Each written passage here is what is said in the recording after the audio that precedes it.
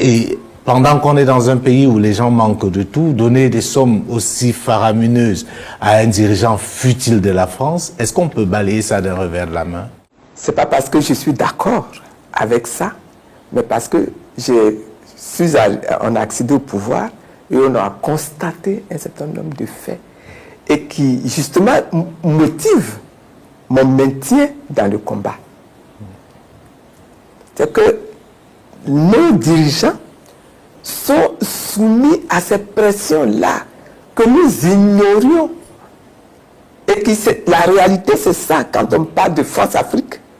C'est une réalité. C'est une réalité. C'est une réalité. Et quand vous découvrez ça, vous êtes étonné, mais vous êtes dans la contrainte. Je vous donne un autre exemple.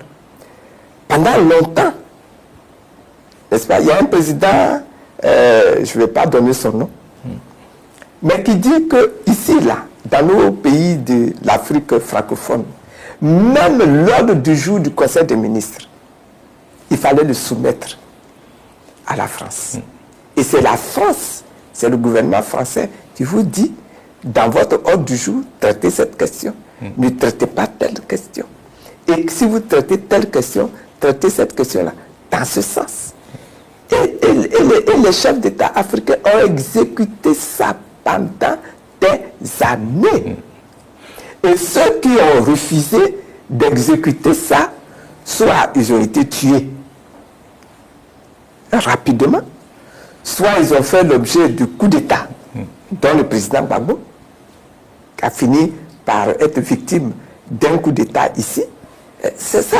C'est une réalité contre laquelle aujourd'hui il faut se battre, il faut continuer de se battre. Mais en attendant de gagner cette victoire-là, il y a des choses que les chefs d'État africains ont été obligés de faire. Voilà. Mais quelquefois, vous cédez à ça pour avoir, comme si vous lâchez du lest, pour pouvoir vous focaliser sur quelque chose que vous considérez comme plus essentiel.